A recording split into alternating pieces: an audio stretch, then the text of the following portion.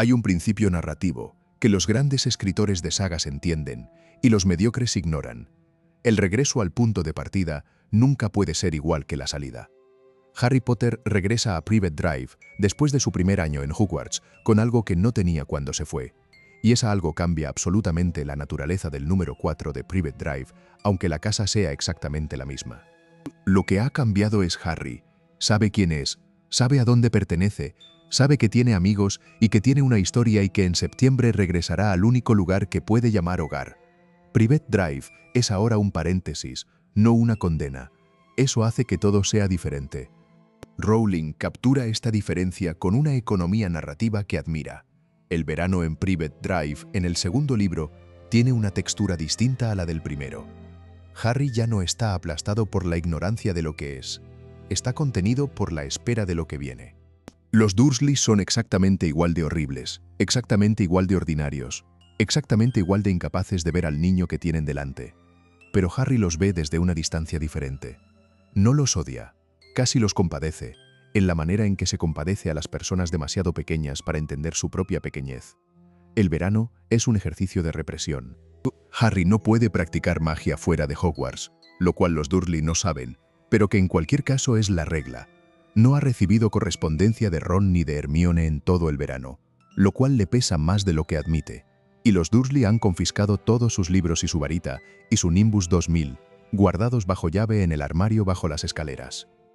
Harry ha pasado del armario como dormitorio al armario como trastero.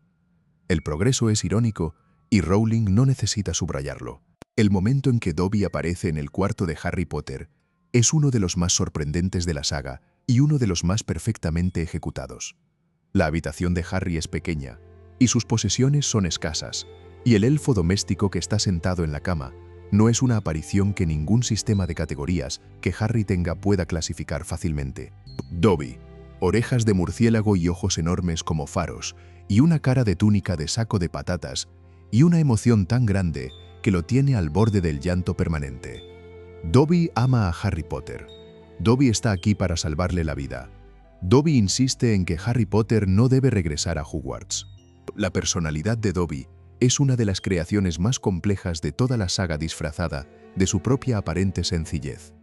Dobby es un elfo doméstico, lo que en el mundo mágico significa un esclavo con magia propia y sin ningún derecho formal sobre sus propias acciones.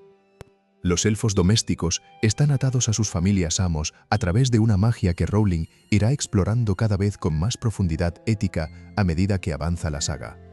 Dobby sirve a una familia, no la nombrará, pero el lector que presta atención irá acumulando pistas, y esa familia lo ha entrenado a castigarse a sí mismo cada vez que hace o dice algo que no está autorizado a hacer o decir. Los golpes de cabeza que Dobby se propina contra la pared son grotescos en su comicidad superficial y atroces en su significado. Son la internalización del sistema de opresión convertida en práctica corporal. Dobby le dice a Harry que habrá cosas terribles en Hogwarts ese año, que hay un complot, que Harry Potter está en peligro, y que si Harry no promete no regresar a Hogwarts, Dobby tendrá que hacer algo terrible para impedírselo. Harry no promete porque Harry no puede. Hogwarts es su hogar y sus amigos están allí y no regresar no es una opción que exista para él. Entonces Dobby hace algo terrible. Baja a la cocina donde los Dursley están entreteniendo al señor Mason, su importante invitado de negocios, y con un solo gesto lanza el postre de tarta de mousse de violetas al techo, destruyendo la cena, humillando a los Dursley frente a su invitado, y garantizando que el Ministerio de Magia enviará una advertencia oficial a Harry por uso de magia en un domicilio Muggle. El talento de Dobby para el caos bien intencionado establece de inmediato la naturaleza del personaje. No un cómplice ni un enemigo, sino algo más difícil de categorizar. Un aliado que actúa desde el amor y que causa daño desde el amor con la misma facilidad con que lo haría cualquier fuerza ciega. El aviso de Dobby es completamente serio. El haber que la gestera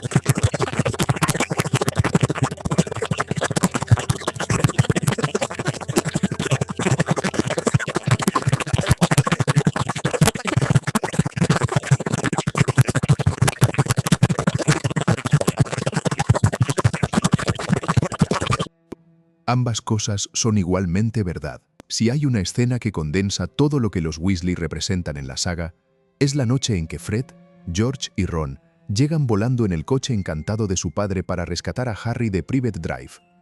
Es medianoche. Harry ha sido encerrado en su cuarto por los Dursley después del desastre del postre. Su varita está bajo llave abajo. Y entonces, al nivel de la ventana, aparece un Ford Anglia azul turquesa suspendido en el aire, conducido por Ron Weasley con una expresión de satisfacción absoluta. El Ford Anglia de Arthur Weasley es uno de los artefactos más queridos de la saga y encarna perfectamente la filosofía de su dueño. Arthur Weasley encanta objetos muggles por el puro placer de la curiosidad, sin finalidad práctica evidente, con la generosidad de alguien que ama las cosas sin necesitar que las cosas sean útiles. El coche es invisible cuando quiere serlo. Tiene un maletero que contiene más de lo que el exterior sugiere y puede volar. Arthur lo ha encantado solo para ver si podía.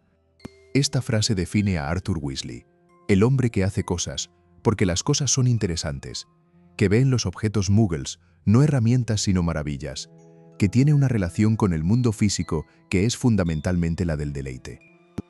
El rescate tiene la energía de una aventura de cómic. Harry pasando sus cosas por la ventana, Fred y George tirando desde abajo, el maletero abierto recibiéndolo todo, Hedwig silenciada pero indignada en su jaula, los Dursley dormidos una planta abajo mientras el coche flota a metros de su ventana. Vernon Dursley desperta en el último momento y se aferra al tobillo de Harry, que intenta salir por la ventana.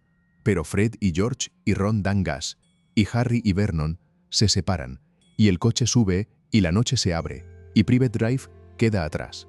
La escena transmite algo que la saga irá desarrollando durante años. El antídoto a la crueldad de los Dursley no es la justicia institucional ni la intervención oficial.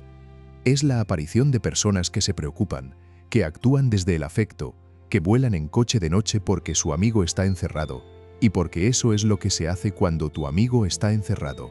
Los Weasley no debaten la ética de haber tomado el coche sin permiso.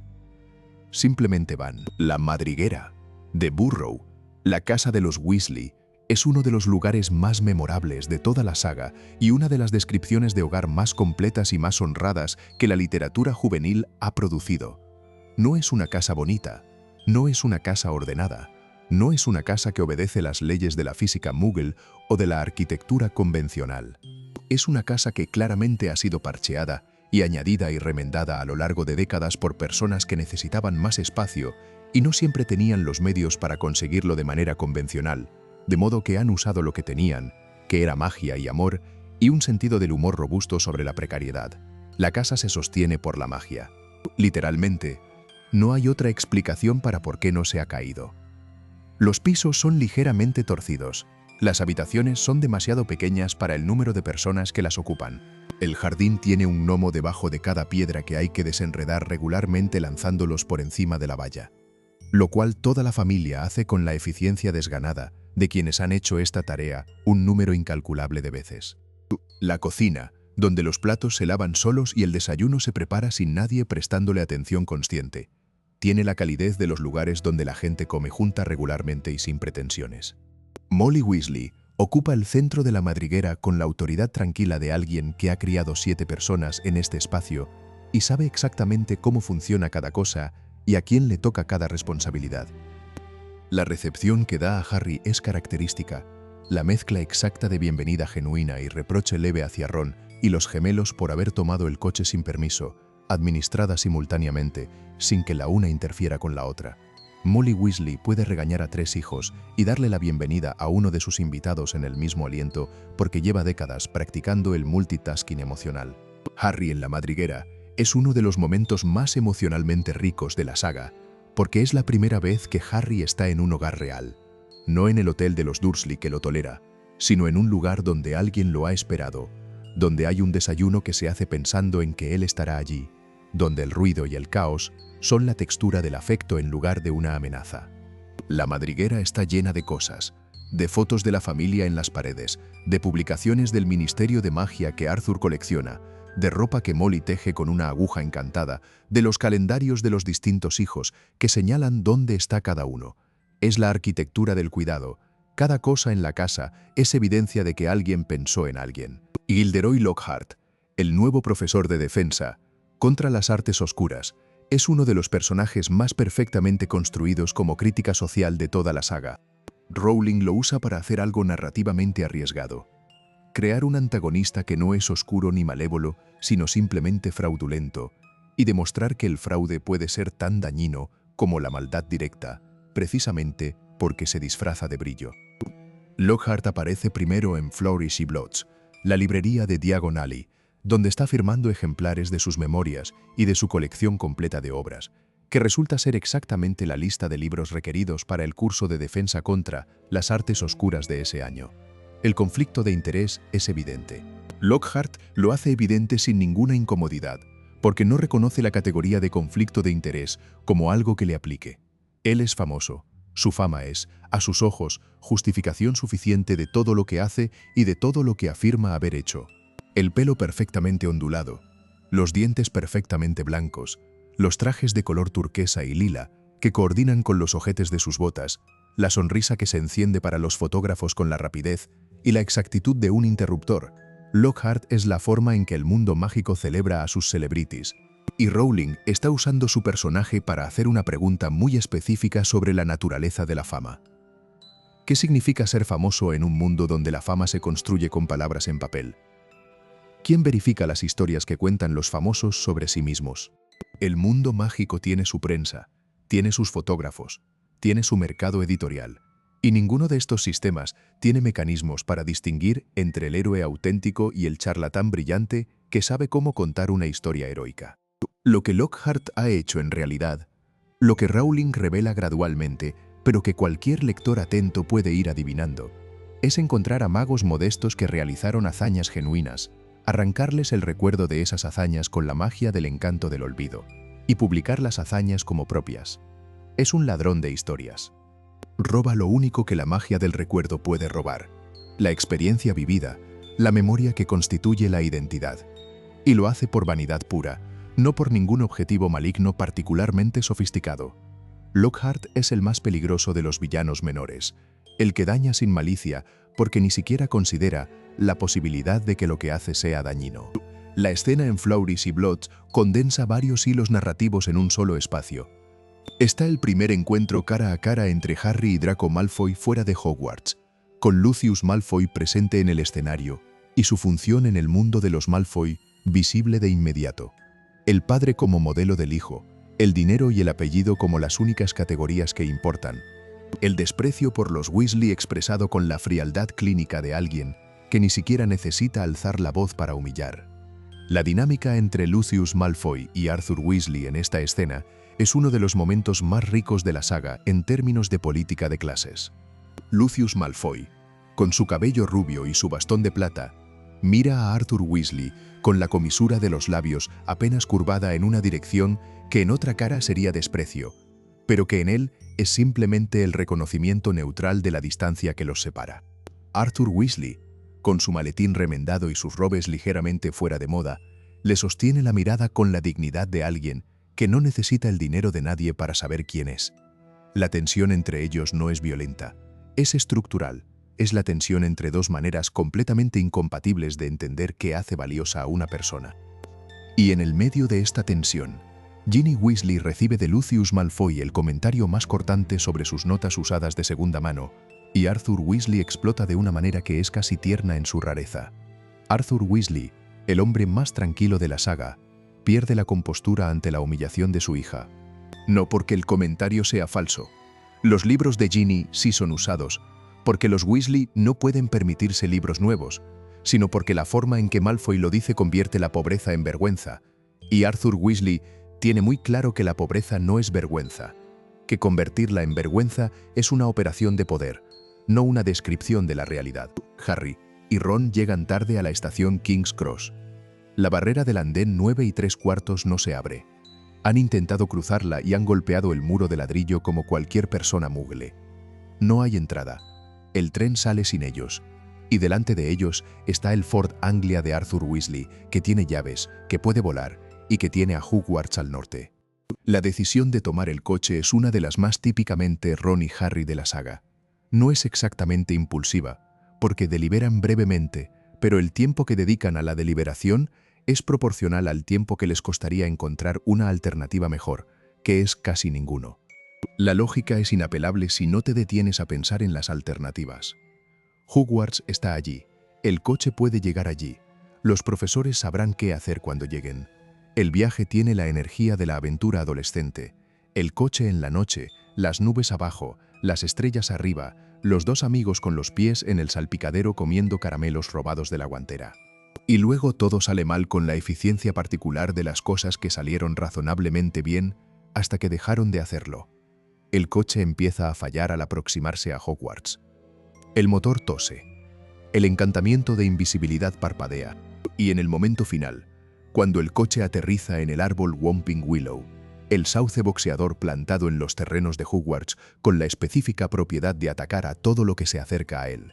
El desastre es completo. El sauce golpea el coche repetidamente mientras Harry y Ron se aferran a sus asientos. La Nimbus de Harry es expulsada al maletero que se abre. Y finalmente el coche los deposita en el suelo con el descaro de un taxi que finaliza su turno. Se aleja hacia el bosque y desaparece. El coche tiene personalidad. Esta personalidad nunca se explicará formalmente, porque no necesita explicación. El Ford Anglia de Arthur Weasley ha absorbido, en años de uso encantado por su propietario, algo que en el mundo mágico equivale a la voluntad. No es inteligente, pero tampoco es una herramienta puramente pasiva. En su huida al bosque hay algo que se parece al carácter. Rowling planta esta semilla aquí sin hacer nada con ella todavía. El coche reaparecerá más adelante en la novela de una manera que justificará retroactivamente todo lo que parece capricho narrativo en este momento. Snape los está esperando.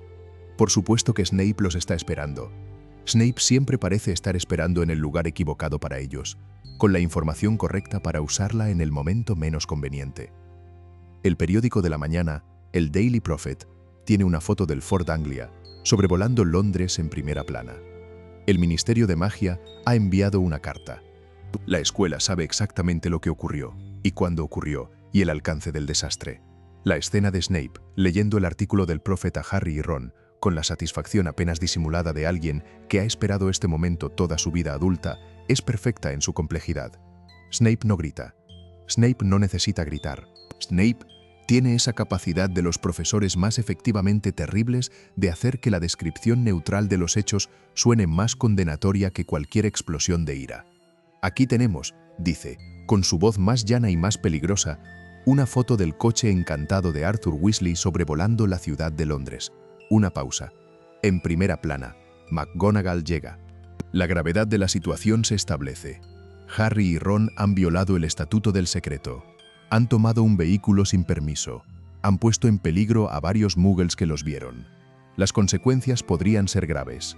McGonagall escribe las cartas a los padres con la eficiencia de alguien que ha escrito estas cartas antes y sabe exactamente cómo dar malas noticias sin redundancia. Snape quiere que los expulsen. Dumbledore, que aparece brevemente con la tranquilidad de quien sabe exactamente qué es serio y qué no, determina que no serán expulsados, pero recibirán detención. Hay algo revelador en este momento sobre Hogwarts como institución. Cuando Dumbledore decide que Harry y Ron no serán expulsados a pesar de haber cometido múltiples infracciones graves, no lo explica. Simplemente lo decide, con la autoridad de alguien cuyas decisiones son la institución.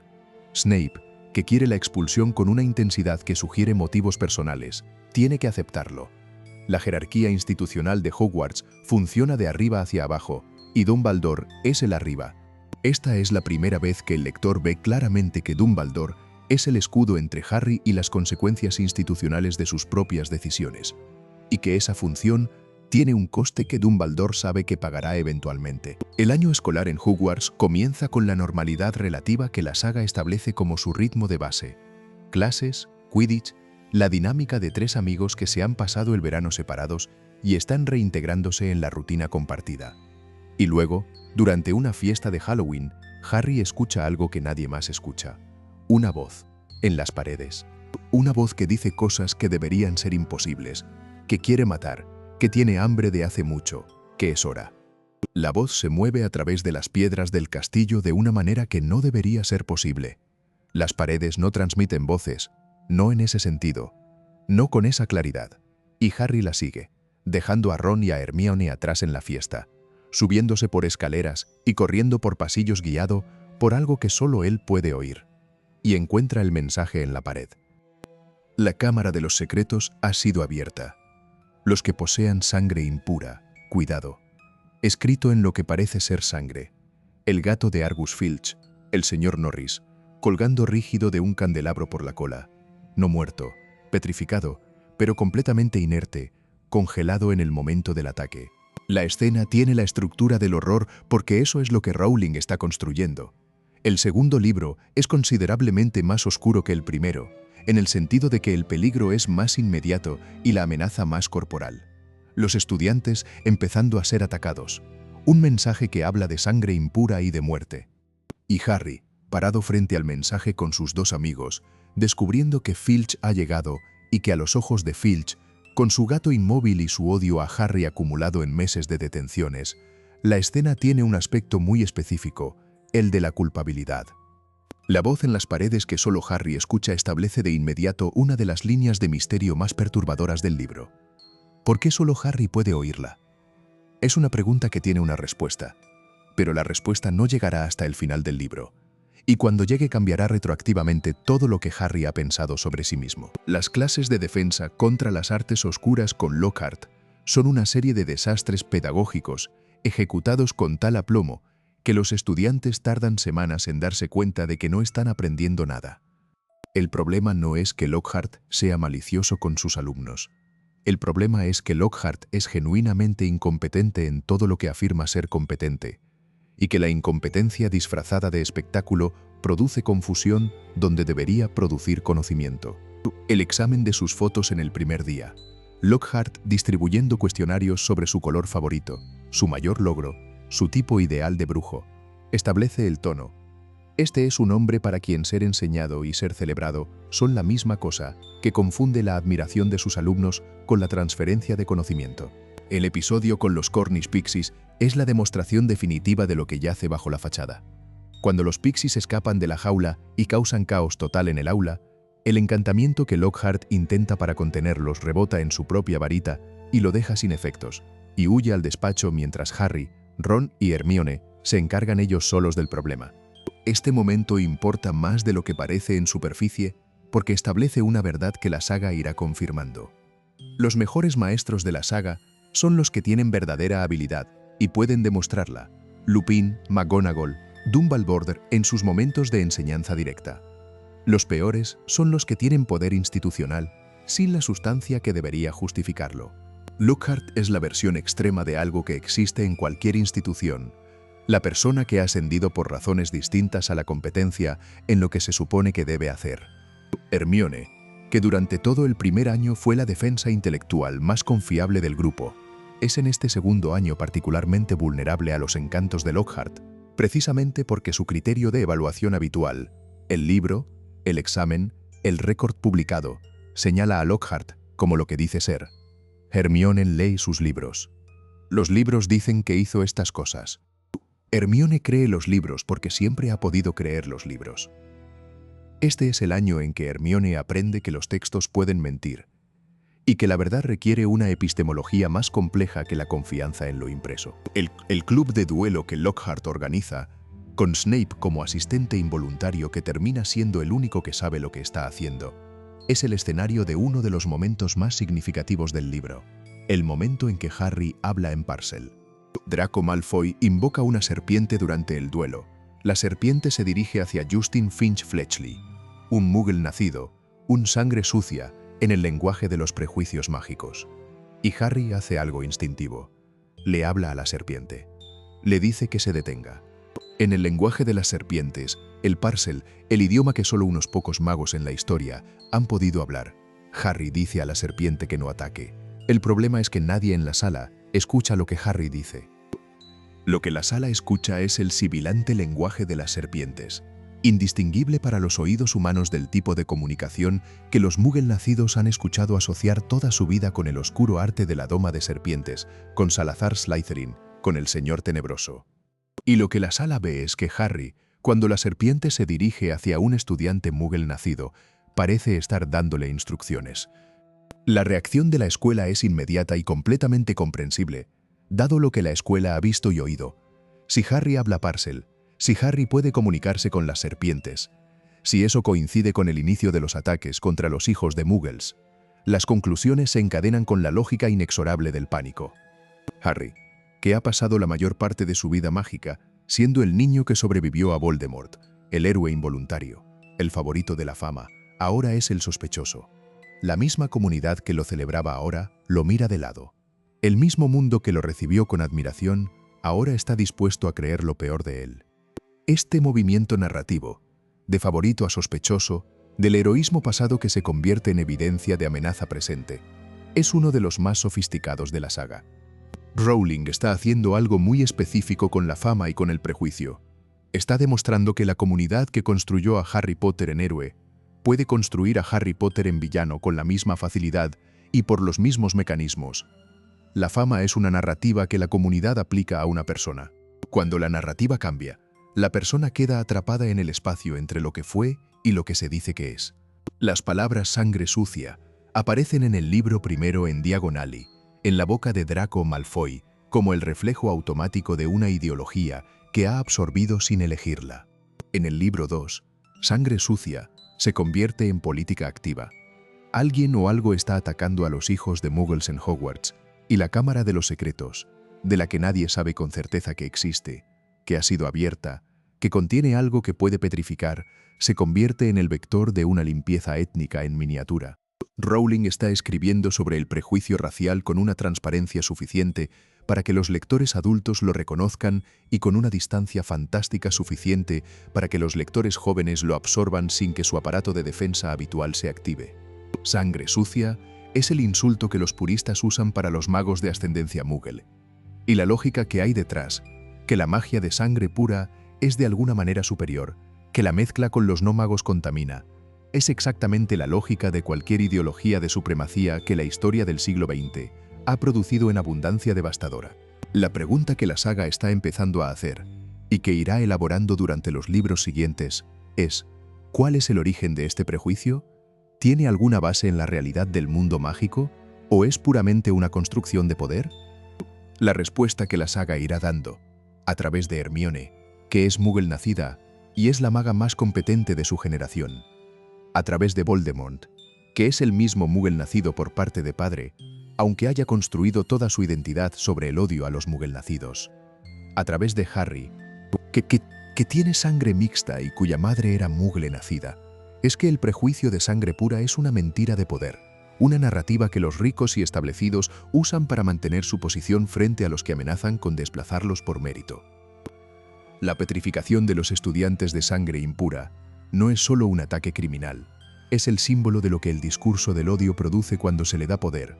Las palabras escritas en la pared que dicen «cuidado» no son una amenaza abstracta, son la materialización en violencia física de una ideología que ya existía en el lenguaje antes de existir en los hechos. Rowling entendió esto, que el fascismo empieza en el lenguaje.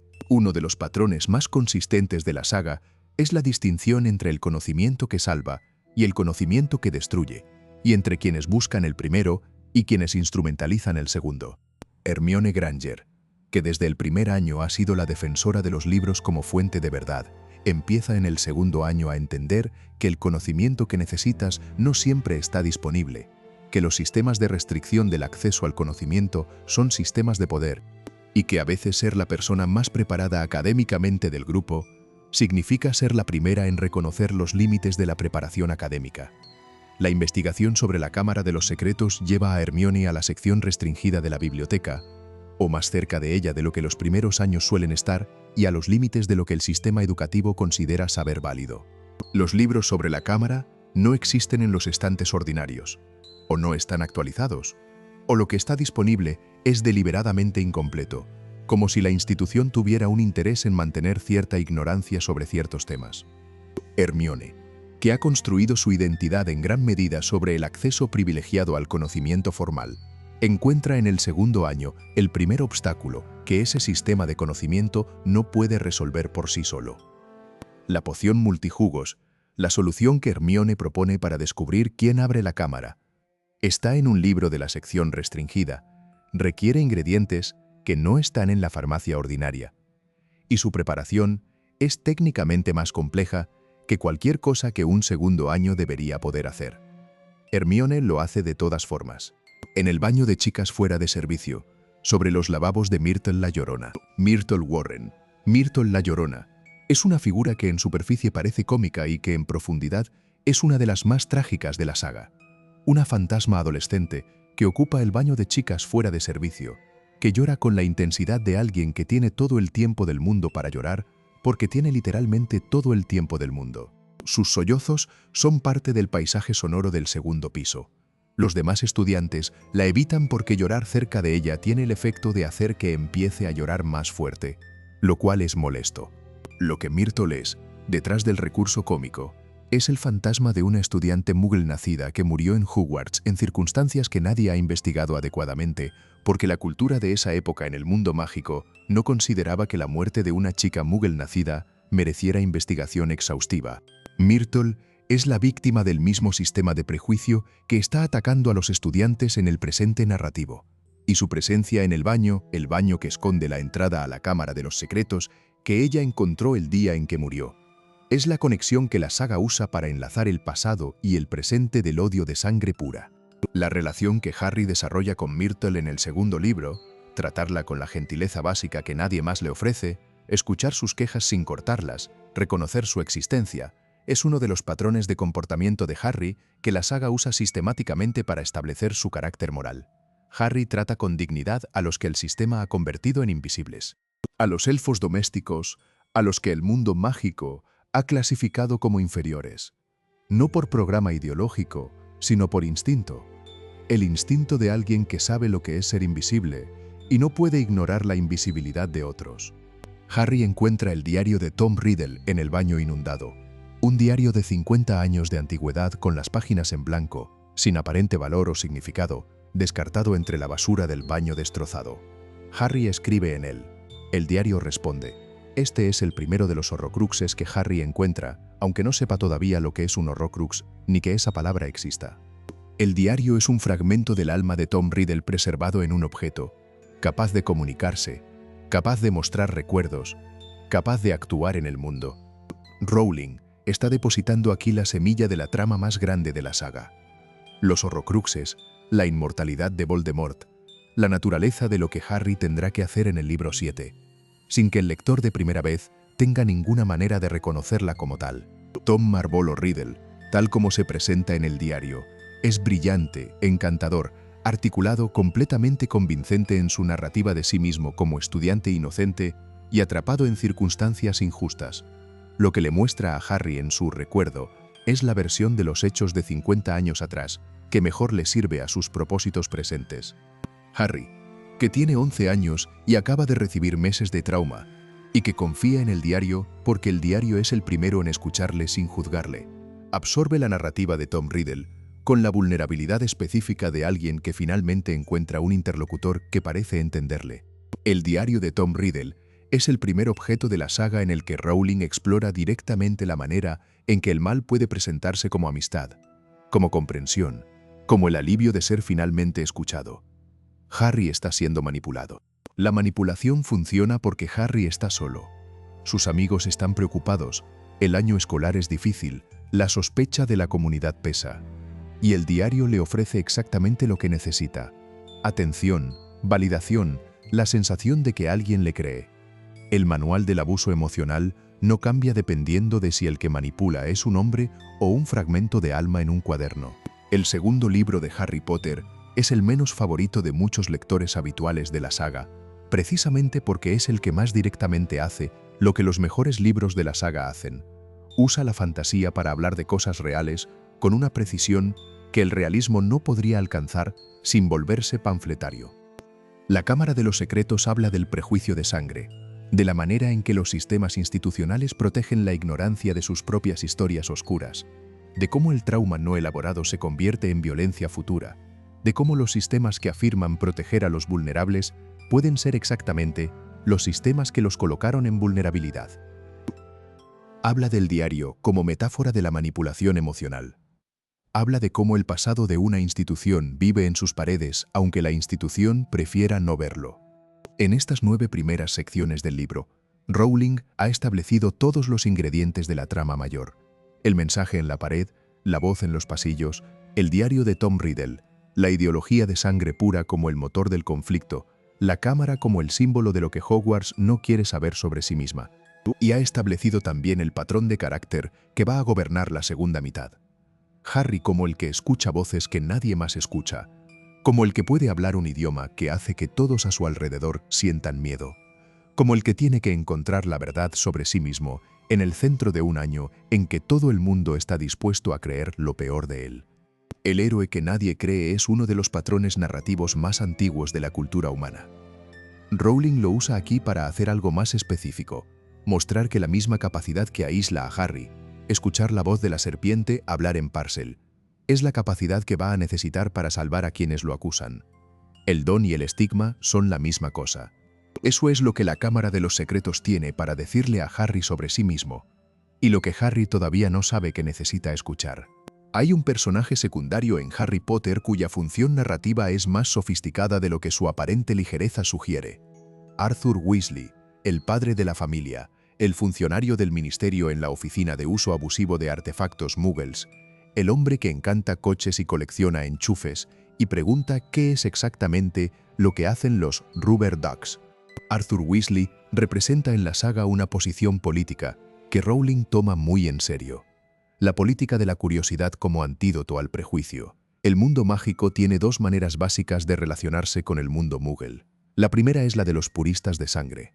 El mundo muggle es inferior, contaminante, algo que hay que mantener separado y secreto y en su lugar. La segunda es la de Arthur Weasley. El mundo muggle es fascinante, ingenioso, lleno de soluciones a problemas que la magia resuelve de manera diferente, pero no necesariamente mejor. Arthur Weasley no defiende a los muggles por ideología abstracta de igualdad. Los defiende porque los encuentra maravillosos y no puede entender que nadie encuentre maravilloso lo que él encuentra maravilloso. Esta distinción importa. El racismo no se combate solo con argumentos de igualdad abstracta. Se combate también con el deleite genuino en la diferencia. Arthur Weasley no tolera a los muggles, los admira. No los respeta desde una distancia educada. Quiere hablar con ellos, entender cómo funciona su tecnología sin magia, aprender sus categorías. La oficina de uso abusivo de artefactos muggles que dirige existe para proteger a los muggles de la magia. Arthur la ha convertido en una expresión de amor a los que protege. La función defensiva y el afecto genuino son en él la misma cosa. En la madriguera, cuando Harry llega y Arthur lo lleva aparte con la urgencia contenida de alguien que tiene preguntas guardadas meses, la pregunta es sobre los aviones. ¿Cómo se mantienen en el aire sin magia? Arthur ya tiene teorías. Sus teorías son incorrectas, pero la calidad de la pregunta, genuinamente asombrada, genuinamente curiosa, es la misma calidad que hace que sus hijos tengan en algún lugar dentro de ellos el modelo de un padre que se maravilla de las cosas. El asombro de Arthur Weasley es contagioso de la manera más suave.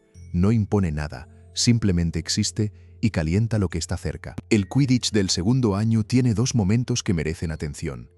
El partido contra Slytherin, donde Draco Malfoy debuta con su Nimbus 2000 nuevo, comprado por Lucius Malfoy como condición de ingreso al equipo, y el incidente de la Bludger encantada que persigue a Harry durante todo el partido. La compra de los Nimbus 2000 para todo el equipo de Slytherin es uno de los gestos más reveladores de Lucius Malfoy. El dinero utilizado no para dar a su hijo una ventaja de habilidad, sino una ventaja de equipamiento, porque Draco en un buen equipo con una buena escoba puede parecer que gana por mérito cuando en realidad gana por la superioridad del material pagado por su padre. Es la corrupción más barata, la que ni siquiera necesita disimularse del todo. Hermione lo articula con la precisión de alguien que ha vivido en el lado equivocado del sistema. Esto no tiene nada que ver con el mérito. Ron, como Weasley, lo ha sabido siempre. La Bludger encantada que persigue a Harry durante el partido es la violencia indirecta, la que usa el sistema contra quien opera en el sistema. Harry recibe el golpe que le rompe el brazo, atrapa a la Snitch de todas formas con el brazo roto en un gesto de pura voluntad, y entonces Lockhart interviene con un hechizo que hace desaparecer los huesos del brazo completamente. Sin huesos es considerablemente peor que roto. La noche en la enfermería, con el brazo reconstruyéndose hueso por hueso, es también la noche en que Dobby reaparece y confiesa. Cerró la barrera, encantó la Bludger. Todo desde el amor, todo para proteger, todo catastrófico. Dobby llora. Harry, cuyos huesos están creciendo en tiempo real, no tiene energía para estar furioso. La Cámara de los Secretos es el libro donde Rowling asienta la arquitectura temática que sostendrá los 5 libros siguientes. No es el más popular de la saga porque es el más directo en su agenda. El pasado no elaborado vive en las paredes. Los sistemas institucionales pueden ser vectores del mismo mal que afirman combatir. El prejuicio de sangre es la mentira más peligrosa del mundo mágico porque es la que organiza el poder. Lo que el segundo libro establece también, a través de Tom Riddle y su diario, es la naturaleza del enemigo real de la saga. No una fuerza abstracta del mal, sino un hombre con una historia, con una herida, con elecciones. El diario de Tom Riddle en el baño inundado es el primer Horrocrux de la saga, aunque nadie lo llame así todavía. Es el primer fragmento de la inmortalidad de Voldemort que Harry toca. Y el hecho de que sea tan persuasivo, tan encantador, tan aparentemente amistoso en su oferta de comprensión, eso es lo más perturbador. El mayor peligro de la saga no son los monstruos que atacan en la oscuridad, son las voces que ofrecen exactamente lo que necesitas en el momento exacto en que más lo necesitas. Harry, en el segundo año, aprende cuánto cuesta ser quien es cuando el mundo ha decidido que eres alguien diferente. Aprende que la fama es una narrativa que puede revertirse. Aprende que las instituciones tienen secretos que prefieren mantener. Y aprende, aunque no lo sepa todavía, que lleva dentro algo del enemigo. Esa última lección, la más costosa, tendrá que esperarse hasta el final del libro para entenderse, y hasta el libro 7 para resolverse completamente.